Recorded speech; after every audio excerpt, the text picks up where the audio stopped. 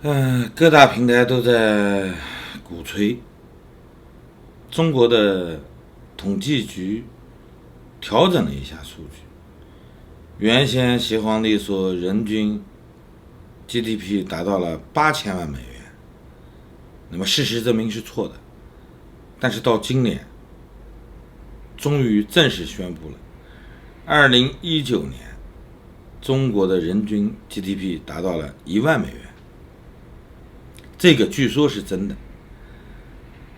不过我们相信，它这个统计依然还是有水分的。从8000万调整到人均10000，应该来说已经很实事求是了。那么人们总是在想，既然离人均12000相当于发达国家、高收入国家的这个标准不远了，是不是人们的收入也增加了呢？其实好像不像，至少在我们熟悉的朋友中间，好像没听到这个声音。大家认为工作越来越不稳定了，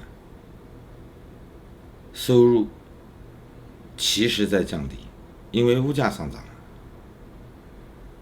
别说增加工资，能保住工作就不容易了。那么现在签订了一个中美第一阶段的贸易协定，未来会不会有好转？反正总归有个盼头。但是不要高兴得太早，因为2017年我们看到一个新兴国家土耳其这几年风头很健，既反苏又反美。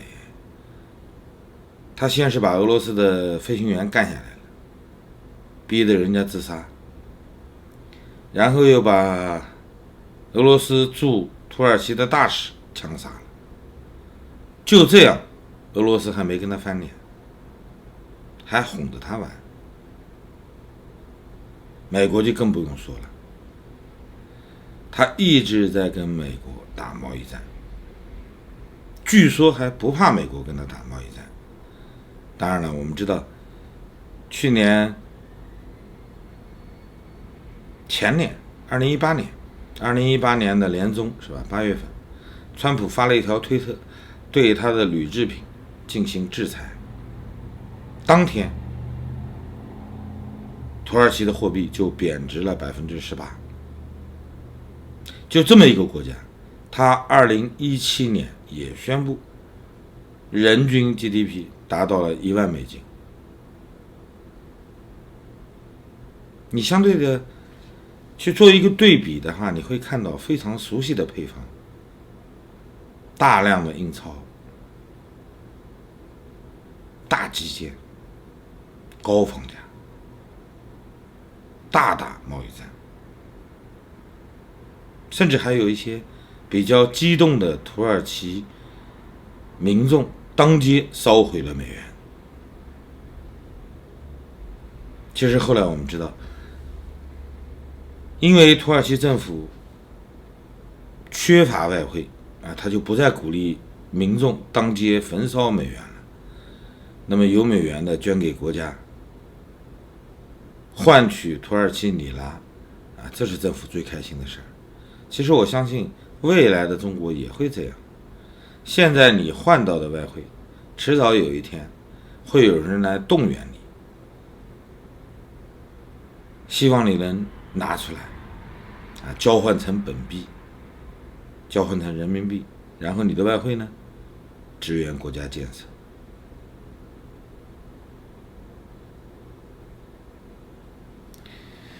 土耳其曾经的经济高增长仅次于中国和印度，将近20年都在高增长。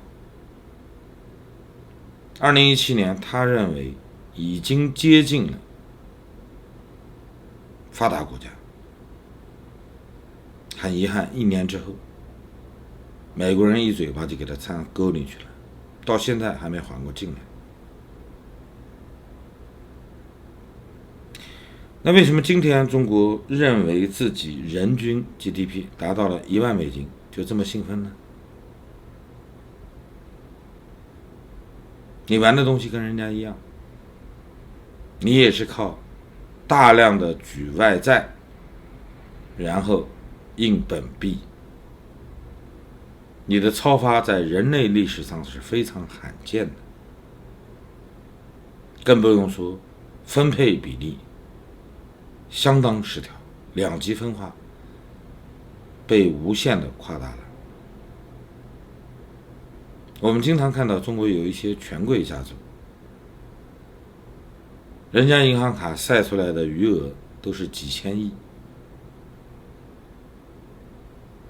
老百姓有个几万摆在银行就算是有点库存了，是吧？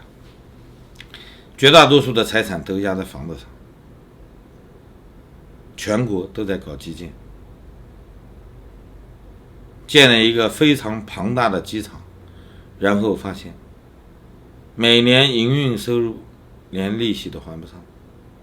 这不仅仅是我们看到的土耳其，其实在中国类似的情况每年都在发生，就连街道的收费站系统也是负债累累，因为经济没有你预想的那么好，增速没有你预想的那么高，所以大基建不一定能带来高额的回报，入不敷出是一种常态。为什么今天我们看到中国还在忽忽悠悠往前走，大家还没有感觉到灾难有可能会来临呢？因为国际社会需要，因为整个世界经济不希望出现大的变动，至少在调整的过程中希望是稳健的，不要因为你的经济问题而导致全球联动性的损失。因为中美之间经济利益捆绑的太密切了，加入世贸将近20年，中国承担了这个世界上绝大部分初级工业品的生产、加工、组装。我们知道，从贸易战开始之前，其实就出现了调整。2016年，美元开始加息，美元开始回流到美国，更多的投资机会都被抽离了，所以中国开始严控外汇。那么2018年开始出现贸易问题，大批的外资在加税的压力之下被迫撤离中国。直到今天，我们看到中美双方达成的协议中，甚至有一条是中方不能擅自的干扰汇率，其实它是对美军撤资的一个保障。你的货币要是出现闪崩，人家拿什么东西来撤离呢？对不对？撤离的时候他能带回去查？不要认为人民币现在又涨到6块8毛几了，你就亏了。其实你现在换到1块是1块，换到的美元就是你赚的。人民币的闪崩是一定会出现的。今天我们看到各大媒体在宣传的中国人均 GDP 达到了1万美金，不仅是个笑话，而且是一个非常令人警醒的点。在这个时刻强调人均 GDP 达到1万，既不能给自己鼓气，又不能吓唬别人。谁都知道这个数据是假的，而且未来的经济一定是有长久的增长的向上的趋势，才会稳定住市场。你目前是做不到的。那么，即便曾经达到这个收入，甚至高于这个收入的国家，有没有栽跟头的呢？远的我们知道有个阿根廷，进入了发达国家的行列，又栽跟头，栽回第二梯队了。那近的就是土耳其，大家都知道，一夜之间出现了货币闪崩。我们不要过于掉以轻心。中国现在的问题是能不能更多的吸引外资，能不能保证目前经济的硬着陆，紧接着就是自循环，能不能玩得动？所有对外的金融方面的承诺几乎都是看不到结果的。现在欢迎美资进来，证券公司、银行、保险，你一听就知道都是巨无霸的企业，都是玩钱的祖宗。有一个是傻的吗？如果他们没有能力操作这么大的盘子，如果说他们像我们揣摩的那么傻，那人家不会做到经济上这么成功，不会做到巨无霸。玩钱的都是人精，别说共军的这些干部了，相当精明的商人都骗不了他。所以预计在愚人节出现的中共所有对金融方面的放开，应该都不会得到他们所预想的回报。即便签订了第一阶段的协议，因为生产链的破裂，该撤离的还是在按部就班的撤离，进来的企业很少，出去的企业排着队在办手续。